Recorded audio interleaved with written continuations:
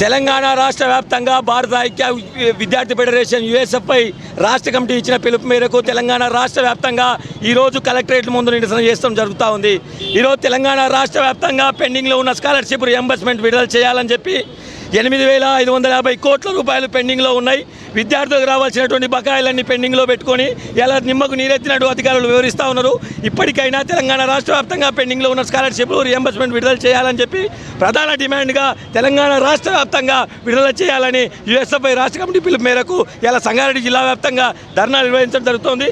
దానితో పాటుగా ఇవాళ కేజీబీబీ విద్యార్థులు వట్పల్లి విద్యార్థులను మొత్తం కూడా హాస్టల్ లేదని చెప్పి అందోల్ కేంద్రంగా షిఫ్ట్ చేయడం జరిగింది. ఆ అందోల్ కేంద్రంగా హాస్టళ్లకు 2 అంటే అందోల్ విద్యార్థులకు, మూడోది వట్పల్లి విద్యార్థులకు సరిపోక విద్యార్థుల మధ్యన ఘర్షణ, యాజమాన్యాల మధ్యన ఘర్షణ వచ్చి విద్యార్థులు కష్టపడుతున్న పరిస్థితి. అక్కడ వాటర్ లేవు, సౌకర్యం లేదు. వట్పల్లి కేజీబీ విద్యార్థులకు వెంటనే కొంత భవనం కేటాయించాలని చెప్పి ప్రధాన డిమాండ్ చేస్తూ ఉన్నాం. దాంతోపాటుగా ప్రభుత్వ రంగంలో ఉన్నటువంటి టీచరు ఫ్యాకల్టీ పోస్టులన్నీ వేకెంట్ ఉన్నాయి, ఆ భర్తీ చేయాలని చెప్పి ధర్నా చేస్తూ ఉన్నాం. లేని పక్షంలో పెద్ద ఎత్తున ఉద్యమాలను ఉధృతం చేస్తామని హెచ్చరిస్తా ఉన్నాం. United student federation of India USFI ఆధ్వర్యంలో రాష్ట్ర వ్యాప్తంగా కలెక్టరేట్ల ముట్టడికి పిలుపునివ్వడం జరిగింది.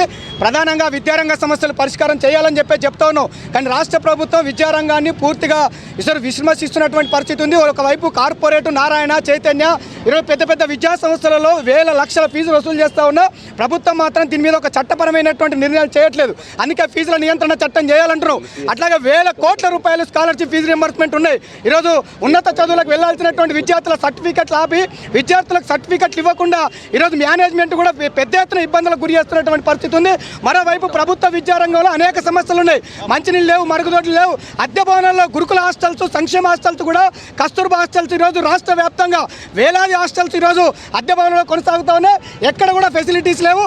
ఫెసిలిటీస్ కావాలని చెప్పేసి అడుగుతూ ఉంటే విద్యార్థుల మీద లాఠీ చార్జీలు చేసి జైళ్లలో పెడుతున్నటువంటి పరిస్థితి ఉంది తప్ప విద్యారంగం పరిష్కారం చేయట్లేదు. అటు మరోవైపు ఈరోజు ప్రైవేట్ యూనివర్సిటీలకు విచ్చలవిడిగా అనుమతులు ఇస్తూ ఉన్నారు. ఎక్కడ ప్రైవేట్ యూనివర్సిటీలకు అనుమతులు లేవు. ఈ రాష్ట్రంలో అనుమతులు లేకుండా యూనివర్సిటీలు నడుపుతూ ఉంటే వేల కొద్ది ఇంటర్మీడియట్ కాలేజీలు కానీ ఇంజనీరింగ్ కాలేజీలు కానీ ఫీజులు ఇష్టం వచ్చినట్టుగా వసూలు చేస్తుంటే ప్రభుత్వం ఎక్కడ అజమాయిషి లేకుండా ఇష్టానుసారంగా అనుమతులు ఇస్తున్నటువంటి పరిస్థితి ఉంది. అందుకే ఈ సమస్యలు కనుక తక్షణమే పరిష్కారం చేయకపోతే భవిష్యత్తులో రేవంత్ రెడ్డి ఇంటిని ముట్టడిస్తామని చెప్పేసి ఈ సందర్భంగా United student federation of India demand చేస్తూ ఉంది. నా పేరు తాటికొండ రవి, యుఎస్ఎఫ్ఐ రాష్ట్ర అధ్యక్షుని.